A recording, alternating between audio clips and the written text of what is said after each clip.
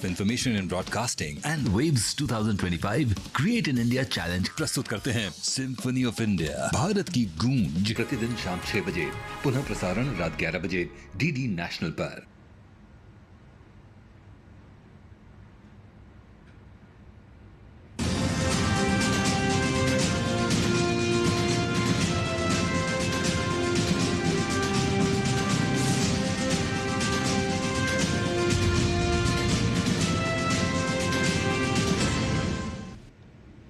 नमस्कार, किसान समाचार में आप सभी का स्वागत है। सबसे पहले मुख्य समाचार।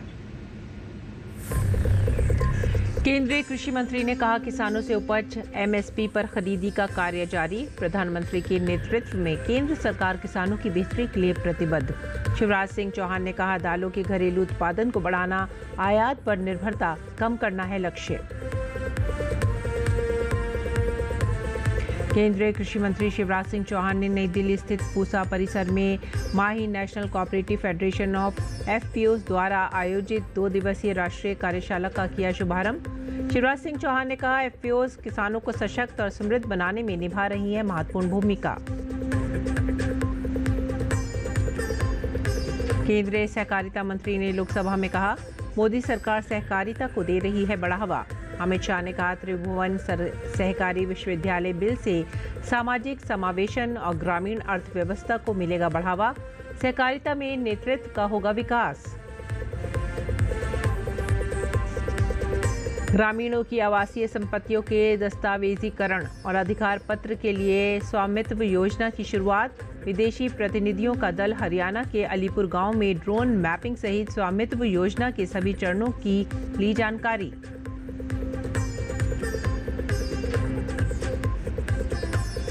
मदर डेयरी ने अपनी नई प्रो रेंज लॉन्च के साथ प्रोटीन युक्त उत्पादों में किया प्रवेश। मदर डेयरी ने हाई प्रोटीन प्रो मिल्क बाजार में उतारा। नया लॉन्च प्रो मिल्क आज से दिल्ली एनसीआर में मदर डेयरी के नेटवर्क पर है उपलब्ध। खबरें अब विस्तार से।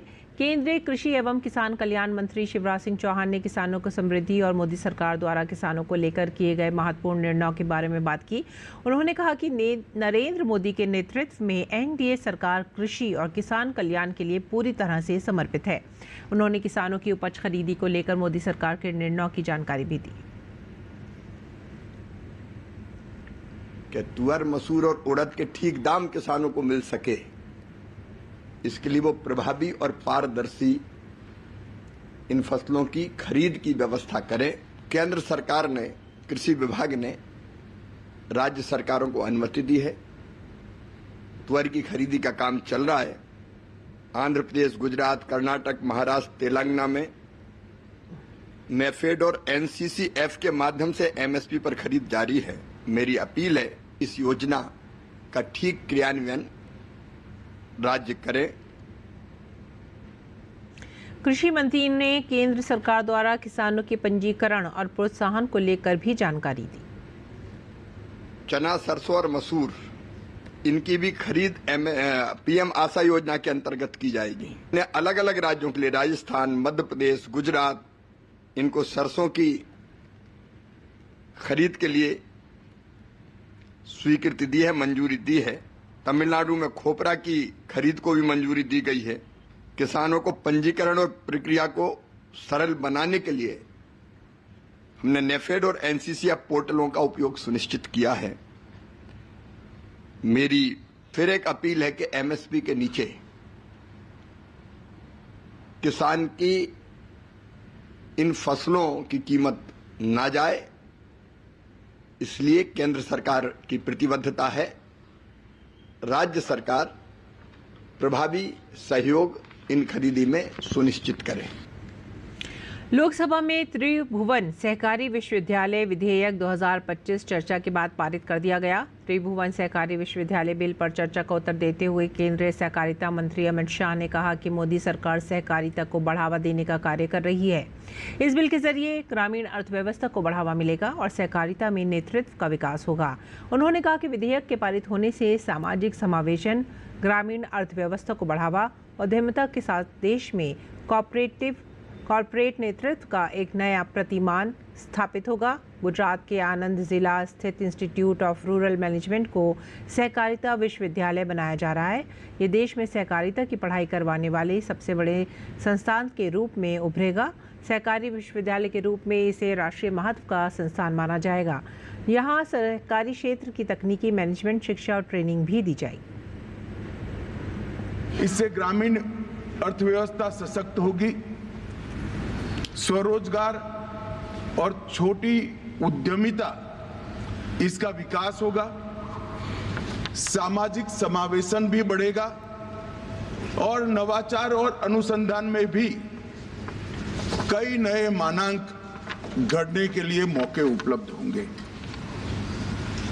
और एक प्रकार से सहकारिता की भावना से युक्त और आधुनिक शिक्षा से लैस एक नया सहकारी नेतृत्व, कोऑपरेटिव लीडरशिप पूरे देश को प्राप्त होगी। केंद्रीय कृषि मंत्री शिवराज सिंह चौहान ने नई दिल्ली स्थित पूसा परिसर में Mahi national cooperative federation of FPOs द्वारा आयोजित 2 दिवसीय राष्ट्रीय कार्यशाला का शुभारंभ कर उपस्थित जनों को संबोधित किया। उन्होंने कहा कि एफपीओज किसानों को सशक्त और समृद्ध बनाने में महत्वपूर्ण भूमिका निभा रही हैं। किसानों की आय बढ़े, उपज का उचित दाम मिले और वे आत्मनिर्भर बने, इसके लिए केंद्र सरकार दृढ़ संकल्पित है। ये एफपीओ का जो प्रयोग है, ये भी उत्पादन की लागत घटाने का ही उपक्रम है। एक तरह से अकेले किसान अगर फसल पैदा करें, खेती करें, तो अलग अलग आदान लाना, अलग अलग मशीनें लाना, अलग अलग बेचना, ये काफी कठिन और जटिल काम है। संग शक्ति कलयुगे, ये एफपीओ का मूल मंत्र है। इंडिविजुअल किसान नहीं, अगर किसान मिल जाता है, संगठित हो जाता है और मिलकर काम करता है, चाहे बीज खरीदना हो, खाद खरीदना हो, कीटनाशक खरीदना हो, अपने उत्पाद को बेचना हो, अकेला किसान नहीं कर सकता, किसानों का संगठन कर सकता है। उत्पादन बढ़ाना है तो अच्छे बीज चाहिए, और आईसीआर ने कई बीजों की किस्में विकसित की, 2900 बीजों की किस्में विकसित की। अब हमारी चिंता है कि वो लैब में जो प्रयोग होते हैं, जो बीज जारी करते हैं, वो किसान तक जल्दी कैसे पहुंच जाए। नहीं, breeder seed, foundation seed, certified seed, बहुत सा समय ही निकल जाता, और जब तक किसान के पास पहुंचता तब तक नई किस्म आ जाती है। हम लोग कोशिश कर रहे हैं जल्दी से जल्दी कैसे लैब से लैंड तक, चाहे सीड्स हो या बाकी प्रयोग हो, अनुसंधान, उनका लाभ पहुंचे लैब टू लैंड, विज्ञान से किसान तक। मुख्यमंत्री भजनलाल शर्मा ने गौरवशाली इतिहास एवं समृद्ध संस्कृति की पावन भूमि राजस्थान दिवस के विशेष उपलक्ष्य पर राजस्थान दिवस साप्ताहिक महोत्सव के अंतर्गत बीकानेर में आयोजित किसान सम्मेलन एवं कृषि उत्पादक संगठन एफपीओ कार्यक्रम में सहभागिता कर उपस्थित जनों को संबोधित किया। उन्होंने कहा कि अन्नदाता किसान देश एवं प्रदेश की आत्मा है, और किसान विकसित होगा तो देश प्रदेश विकसित एवं खुशहाल होगा। उन्होंने कहा कि हमारी सरकार का सपना सिर्फ कृषि विकास ही नहीं, कृषि गौरव है। आप जो एफपीओ से नहीं जुड़े हैं, वो एफपीओ से जुड़े। छोटे और सीमांत किसानों को बाजार तक पहुंच बनाने, उपज का उचित मूल्य दिलाने के लिए किसान उत्पादक संगठन एफपीओ आपके लिए वरदान साबित होगी। एफपीओ के माध्यम से जुड़ करके किसान को लाभ की खेती कैसे हो। हमारे देश के यशस्वी प्रधानमंत्री नरेंद्र मोदी जी कहते हैं कि हमारे लघु सीमांत किसानों को कैसे उनको लाभ की खेती हो। इस एफपीओ के माध्यम से किसान को लाभ की खेती हो, सामूहिकता से अगर वो काम करेंगे, अनुदान भी उनको मिलेगा, उसमें बीज से लेकर के खाद्य सामग्री तक उसको सस्ते दामों में भी मिलेगी। सरकार द्वारा ग्रामीणों की आवासीय संपत्तियों का दस्तावेजीकरण कर उन्हें अधिकार पत्र प्रदान करने के लिए स्वामित्व योजना की शुरुआत की गई है। विदेशी प्रतिनिधियों के दल ने हरियाणा के सोहना के अलीपुर गांव में सरकार द्वारा चलाई जा रही स्वामित्व योजना की प्रणाली को देखा और समझा। प्रतिनिधिमंडल में 22 देशों के डेलीगेट्स शामिल थे, जिन्होंने अलीपुर गांव में स्वामित्व योजना के सर्वे से लेकर ड्रोन मैपिंग सहित सभी चरणों और कार्य प्रणाली से रूबरू हुए। विदेशी प्रतिनिधियों का ग्रामीणों ने स्थानीय स्कूल में परंपरागत पगड़ी पहनाकर फूल मालाओं से स्वागत किया। योजना के तहत किसानों को उनकी संपत्ति का मालिकाना हक और सर्टिफिकेट जो है वो दिया जा रहा है। इसका प्रदर्शन जो है यहाँ पर हरियाणा के सोहना में किया जा रहा है। हम देख सकते हैं कि यहाँ पर जो विदेशी डेलीगेट जो है यहाँ पर आए हुए हैं, 22 देशों के ये डेलीगेट्स हैं जो कि इस तमाम प्रक्रिया को बारीकी से यहाँ पर समझ रहे हैं। आप देख सकते हैं कि ड्रोन को भी उड़ाया गया है और ड्रोन को उड़ाकर बताया जा रहा है किस तरीके से जो है ड्रोन मैपिंग के द्वारा जो है जो किसानों की जो संपत्ति है ग्रामीण इलाकों में, जिसका कोई रिकॉर्ड जो है वैसा नहीं होता है मालिकाना, उसको किस तरीके से किसानों को मुहैया कराया जा रहा है। इसकी पूरी प्रक्रिया जो है यहाँ पर जो 22 देशों के जो डेलीगेट्स आए हैं उनको यहाँ पर बताई जा रही है, समझाई जा रही है। हरियाणा के सोहना ब्लॉक के अलीपुर गांव में ये पूरा प्रदर्शन जो है वो किया जा रहा है और कोशिश है कि जिस तरीके से स्वामित्व योजना के माध्यम से पूरे देश में किसानों को उनकी संपत्ति का जो है मालिकाना सर्टिफिकेट जो है हक जो है वो दिखाया जा रहा है, दिया जा रहा है। जिस तरीके से उनको जो है उनको स्वामित्व योजना के माध्यम से एक ऐसा उनको आधार दिया जा रहा है जिसके माध्यम से वो अपनी संपत्ति के बारे में वो उस पर लोन ले सकते हैं, आगे अपनी संपत्ति को क्रय विक्रय कर सकते हैं। हमारी जो स्वामित्व स्कीम जो हमारे देश में बहुत अच्छे से चली, प्रधानमंत्री जी की जो योजना थी वो बहुत अच्छे से सक्सेसफुल रही और उसी का फॉलोअप करने के लिए ये सभी 22 देशों के प्रतिनिधि आए हुए हैं इस स्कीम को की पढ़ाई करने के लिए, इसके बारे में जानकारी लेने के लिए, ताकि उन देशों में भी ये जानकारी जा सके। इस स्कीम का मेन ऑब्जेक्टिव है जो भी इनहेबिटेड एरिया थे जहाँ पर लोगों का पहले से कोई भी मालिकाना हक नहीं था, उनको उनका लीगल डॉक्यूमेंट देना ताकि वो इस मालिकाना का हक को पाके वो अपनी फाइनेंशियल इंक्लूजन हो सके। किसी बैंक से ऋण लेना है अपने किसी कार्य को आगे बढ़ाने के लिए या अपनी प्रॉपर्टी पे कोई लोन लेने के लिए, तो लोग उसको ले सके, उसको यूज़ कर सके। कैमरामैन सौरभ बख्शी के साथ अजीत द्विवेदी, डीडी न्यूज़, सोहना, हरियाणा। राजधानी दिल्ली में बुधवार को मदर डेयरी ने अपनी नई प्रो रेंज लॉन्च की है, जिससे प्रोटीन युक्त उत्पादों में उन्होंने प्रवेश की घोषणा की है। इस रेंज के तहत सबसे पहले मदर डेयरी ने अपनी तरह का अनूठा high protein milk pro milk बाजार में उतारा है। उपभोक्ताओं की ज़रूरतों और प्रोटीन युक्त उत्पादों की बढ़ती मांग को ध्यान में रखते हुए कंपनी ये नई रेंज लेकर आई है। नया लॉन्च प्रो मिल्क कल से दिल्ली एनसीआर में मदर डेयरी के नेटवर्क पर उपलब्ध होगा। इसको लेकर हमारे संवाददाता उमरलेश भट्ट ने बातचीत की मदर डेयरी के मैनेजिंग डायरेक्टर मनीष बंदलिश से। मदर डेयरी ने आज एक नया प्रोडक्ट मार्केट में उतारा है जिसमें कि प्रोटीन युक्त अधिक बताया जा रहा है। क्या कुछ खास इस प्रोडक्ट में है, हमारे साथ बात करने के लिए है मदर डेयरी के managing director Manish ji. Sir, एक आज आपने नया उत्पाद मार्केट में लाए हैं, क्या कुछ खास है इसमें, क्योंकि ऑलरेडी इतने सारे प्रोडक्ट तो मदर डेयरी के हैं ही मार्केट में? राइट, देखिए हमारा सर्वे बताता है कि इंडिया में 70% से ऊपर लोग प्रोटीन के डिफिशिएंट हैं। हम जो डेली डाइट हम लेते हैं उसके अंदर पूरा प्रोटीन कस्टमर को नहीं मिल पाता है। उसी को रिसर्च करते हुए हमने ये प्रोडक्ट डेवलप किया जिसे हम बोल रहे हैं मदर डेयरी प्रो मिल्क।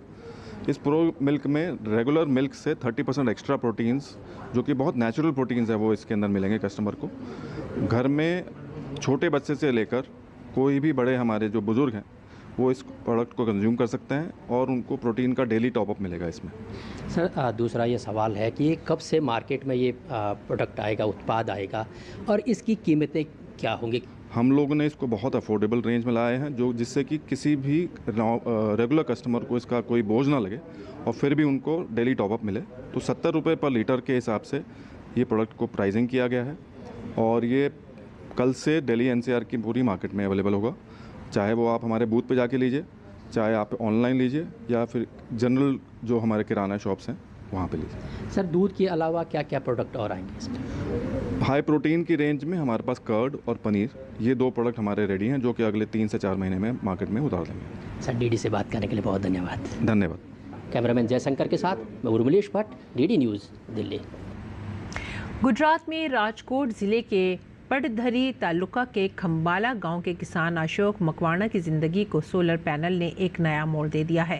पहले उन्होंने अपनी खेती के दौरान बिजली की असमय आपूर्ति के कारण काफ़ी मुश्किलों का सामना करना पड़ता था। बिजली के बिना काम करना उनके लिए चुनौतीपूर्ण हो गया था, लेकिन प्रधानमंत्री की कुसुम योजना के अंतर्गत उन्होंने सोलर पैनल लगवाने का निर्णय लिया। इस फैसले ने उनकी जीवन शैली को पूरी तरह से बदल दिया। अशोक मकवाणा के पास करीब 9 बीघा का खेत है और उन्होंने सोलर पैनल के जरिए अपने खेतों में पानी की सिंचाई करना शुरू किया। सोलर पैनल के कारण आसानी से बिना किसी खर्च के खेतों की सिंचाई करते हैं, जबकि पहले उन्हें बिजली के लिए इंतजार करना पड़ता था।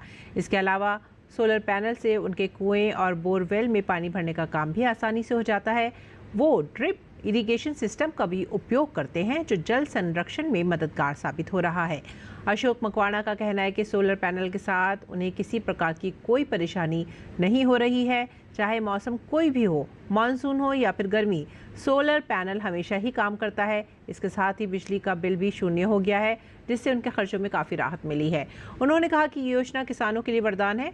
उन्होंने अन्य किसानों से भी अपील की है कि वे सोलर पैनल लगवाकर सरकार की योजना का लाभ उठाएं, जिससे बिजली के संकट से निजात मिल सके और वो दिन में भी अपनी खेती कर सकें। पशुपालन क्षेत्र में जोखिम कम करने के लिए पशुओं का बीमा कराने के लिए केंद्र सरकार द्वारा देश भर में राष्ट्रीय पशुधन मिशन के तहत पशुधन बीमा योजना चलाई जा रही है। राज्यों और बीमा कंपनियों से प्राप्त आंकड़ों के अनुसार वित्त वर्ष 2024-25 में कुल 21.01 लाख पशुओं का बीमा किया गया है। ये जानकारी मत्स्य पालन, पशुपालन और डेयरी राज्य मंत्री प्रोफेसर SP सिंह बघेल ने लोकसभा में दी। उन्होंने बताया कि 19वीं पशुधन जनगणना के अनुसार देश में 10.08 करोड़ परिवार ऐसे हैं जिनके पास पशुधन या पोल्ट्री है। और आइए अब जान लेते हैं मंडी भाव।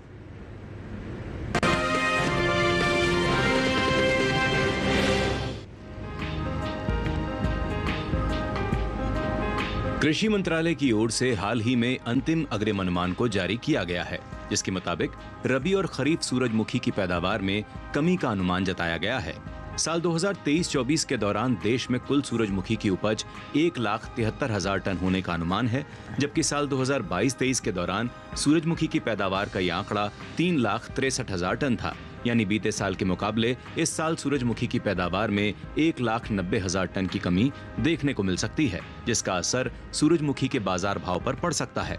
बता दें कि हाल ही में केंद्र सरकार ने विपणन सत्र 2024-25 के लिए 14 खरीफ फसलों के न्यूनतम समर्थन मूल्य में बढ़ोतरी की है। सरकार के इस फैसले से किसानों को उनकी फसलों का उचित दाम मिलेगा, साथ ही आय में भी वृद्धि होगी। इन 14 खरीफ फसलों में सूरजमुखी भी शामिल है। सूरजमुखी के बीज का MSP साल 2023-24 के दौरान 6,760 रुपए प्रति क्विंटल था, जिसे साल 2024-25 के दौरान 520 रुपए बढ़ाकर 7,280 रुपए प्रति क्विंटल तय किया गया है। वहीं बात बुआई की करें तो इस साल रबी सूरजमुखी की बुआई में बढ़त देखने को मिली है। रबी सीजन में सूरजमुखी की बुआई बीते साल के मुकाबले 21,000 हेक्टेयर से ज्यादा के क्षेत्रफल में हुई है।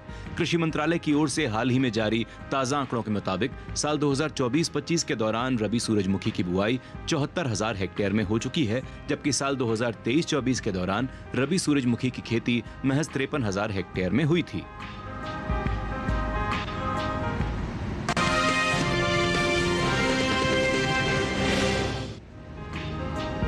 मंडियों में इन दिनों अरहर की आवक सामान्य देखने को मिल रही है। हाजिर भाव की बात करें तो एगमार्क नेट के मुताबिक गुजरात की दाहोद मंडी में 25 मार्च को अरहर का भाव रहा 5,800 रुपए। 26 मार्च को इसके भाव में कोई बदलाव नहीं हुआ और अरहर 5,800 रुपए पर बिकी, जबकि राज्य की ही धोराजी मंडी में इस दौरान अरहर के सौदों में गिरावट के साथ कारोबार हुआ। यहाँ 25 मार्च को अरहर की कीमत थी 6,955 रुपए। 26 मार्च को इसके सौदे 250 रुपए नरम होकर 6,705 रुपए पर हुए। वेरावल मंडी में अरहर के भाव की बात करें तो यहाँ 25 मार्च को अरहर का भाव था 6,975 रुपए। 26 मार्च को इसके सौदों में 50 रुपए की गिरावट आई और भाव हो गया 6,925 रुपए। उत्तर प्रदेश की मिर्जापुर मंडी में बीते मंगलवार अरहर 9,765 रुपए पर बिकी। बुधवार को इसके भाव में 15 रुपए की नरमी आई और भाव जा पहुंचा 9,750 रुपए प्रति क्विंटल पर। अरहर की पैदावार को देखें तो कृषि मंत्रालय की ओर से हाल ही में खरीफ फसलों के पहले अग्रिम अनुमान को जारी किया गया है, जिसके मुताबिक साल 2024-25 के दौरान देश में घरेलू स्तर पर खरीफ अरहर की पैदावार 35,02,000 टन होने का अनुमान जताया गया है। वहीं साल 2024-25 के दौरान कुल खरीफ दलहनी फसलों की पैदावार 69,54,000 टन अनुमानित है। बताते चलें कि कुछ ही समय पहले ही केंद्र सरकार ने विपणन सत्र 2024-25 के लिए 14 खरीफ फसलों के न्यूनतम समर्थन मूल्य में बढ़ोतरी की है। सरकार के इस फैसले से किसानों को उनकी फसलों का उचित दाम मिलेगा, साथ ही आय में भी वृद्धि होगी। खरीफ दालों में शामिल तुअर यानी अरहर दाल की एमएसपी में सबसे ज्यादा बढ़ोतरी हुई है। साल 2023-24 के दौरान अरहर की एमएसपी 7,000 रुपए थी। साल 2024-25 के दौरान खरीफ अरहर की एमएसपी में 550 रुपए का इजाफा हुआ है और अब इसका न्यूनतम समर्थन मूल्य 7,550 रुपए तय किया गया है।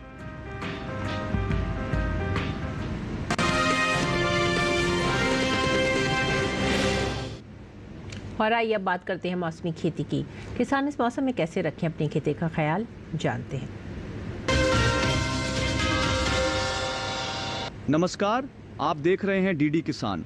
मैं हूं AI कृष और आज हम उत्तर प्रदेश, बिहार, पंजाब और हरियाणा में होने वाली खेती किसानी से संबंधित सलाहों के बारे में पूरी जानकारी देंगे। मौसम को ध्यान में रखते हुए उत्तर प्रदेश के पश्चिमी मैदानी क्षेत्र में चना और मटर की कटाई कर लें। साथ ही यहाँ के किसान सरसों और मसूर की तैयार फसलों की भी कटाई कर सकते हैं। प्राप्त उपज को सुरक्षित स्थान पर भंडारित करें। उत्तर प्रदेश के पश्चिमी मैदानी क्षेत्र में खीरा, करेला, पालक और लौकी की बुवाई की जा सकती है। यहाँ के किसान बैंगन, भिंडी, अरबी और फूलगोभी की भी बुवाई कर सकते हैं। वहीं उत्तर प्रदेश के मध्य मैदानी क्षेत्र में तैयार सरसों की फसल कटाई जारी रखें। बुंदेलखंड क्षेत्र में तैयार चना, मटर और मसूर की कटाई कर लें। यहाँ के किसान सरसों और अलसी की तैयार फसल की भी कटाई जारी रखें। साथ ही प्राप्त उपज को सुरक्षित स्थान पर भंडारित करें ताकि उपज को किसी भी प्रकार का नुकसान न हो। उत्तर प्रदेश के पूर्वी मैदानी क्षेत्र में भिंडी की बुवाई कर सकते हैं किसान। इसके अलावा उत्तर प्रदेश में शुष्क मौसम के पूर्वानुमान को ध्यान में रखते हुए सभी रबी फसलों और सब्जियों में हल्की सिंचाई करें। बात करें बिहार की, तो बिहार के उत्तर पूर्वी जलोढ़ क्षेत्र में तैयार सरसों की कटाई करें। साथ ही गेहूं की फसल में दाने भरने की अवस्था में सिंचाई करें। वहीं बिहार के उत्तर पश्चिमी जलोढ़ मैदानी क्षेत्र में साफ मौसम होने पर मूंग और उड़द की बुवाई की जा सकती है। वहीं पंजाब के पश्चिमी क्षेत्र में भिंडी और प्याज की बुवाई कर लें। साथ ही अभी के समय यहाँ के किसान मिर्च की रोपाई कर सकते हैं। मिर्च की रोपाई के तुरंत बाद सिंचाई कर लें। साथ ही खड़ी फसलों में ज़रूरत के अनुसार हल्की सिंचाई करें।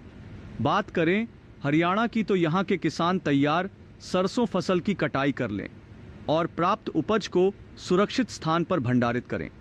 हरियाणा के किसान अभी के समय मूंग की बुवाई कर सकते हैं। इसके अलावा खड़ी फसलों में ज़रूरत के अनुसार सिंचाई करें। इसी तरह कृषि और किसानों से जुड़ी हर महत्वपूर्ण जानकारी के लिए हमारे साथ जुड़े रहिए और देखते रहिए डीडी किसान। धन्यवाद।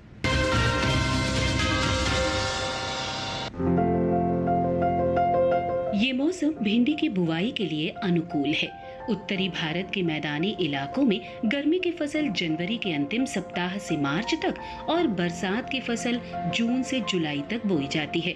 1 हेक्टेयर में भिंडी की बुआई के लिए 18 से 22 किलो बीज पर्याप्त हैं। भिंडी की बुआई करने से पहले खेतों को जोतकर तैयार कर लें, खरपतवार को साफ कर लें। बुआई करते समय कतार के कतार से दूरी 30 सेंटीमीटर और पौध से पौध की दूरी 13 से 15 सेंटीमीटर रखें। किसान भिंडी की कई किस्मों की बुआई कर सकते हैं, जैसे पूसा मखमली, पूसा सावनी, लाल भिंडी और IHR 31 आदि। पूसा मखमली किस्म की भिंडी की लंबाई 6 से 8 इंच तक होती है। ये भिंडी लंबी, सीधी, चिकनी और हरी रंग की होती है। पूसा सावनी किस्म की भिंडी की लंबाई 10 से 15 सेंटीमीटर होती है। ये लंबी, पतली, नर्म, चिकनी और गहरे हरी रंग की होती है। पूसा सावनी किस्म की 1 हेक्टेयर में 80 से 100 क्विंटल तक पैदावार ली जा सकती है। लाल भिंडी लंबी, सीधी और गूदेदार होती है, जबकि IHR 31 किस्म की भिंडी की लंबाई 24 सेंटीमीटर तक होती है। ये मोटे गूदे वाली और हल्के हरी रंग की होती है। अगर बात सिंचाई की करें तो बुआई के तुरंत बाद फसल में पहली सिंचाई करें। और फिर दूसरी और तीसरी सिंचाई 3 से 4 दिन के अंतराल पर करें।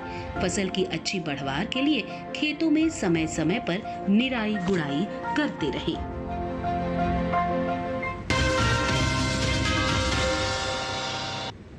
और आइए अब नजर डालते हैं कुछ खास खबरों पर। शिशु मृत्यु दर में कमी लाने में भारत के प्रयास और प्रगति की संयुक्त राष्ट्र में सराहना। आयुष्मान भारत योजना को उदाहरण देकर कहा, राजनीतिक इच्छा शक्ति और रणनीतिक निवेश के जरिए बचाया गया लाखों लोगों का जीवन। विदेश मंत्री एस जयशंकर दिल्ली में आयोजित एशिया सोसाइटी के अध्यक्ष और मुख्य कार्यकारी अधिकारी डॉक्टर क्यूंग वाहाकांग के साथ बातचीत सत्र में हुए शामिल। कांग्रेस के वरिष्ठ नेता और छत्तीसगढ़ के पूर्व मुख्यमंत्री भूपेश बघेल के घर और दफ्तर पर कल दिन भर सीबीआई की टीम की छापेमारी चली। जम्मू कश्मीर में राज्य परिवहन की एक बस दुर्घटनाग्रस्त हो गई। इस हादसे में 12 यात्री घायल हुए। विदेश मंत्री एस जयशंकर ने बातचीत सत्र में भारत चीन संबंधों पर कहा कि मतभेदों को विवाद में नहीं बदलना चाहिए और प्रतिस्पर्धा को टकराव का रूप नहीं लेना चाहिए। झारखंड की राजधानी रांची में भारतीय जनता पार्टी ने आज बंद का ऐलान किया है। आजसू पार्टी, लोजपा समेत कई दलों ने बंद का समर्थन किया। झारखंड के बोकारो में रिश्वत लेने के आरोपी को गिरफ्तार करने सीबीआई टीम पर हमला। पुलिस ने मामले में एक व्यक्ति को गिरफ्तार किया। इसी के साथ ही आप हमारी पूरी टीम को दीजिए आज्ञा। नमस्कार।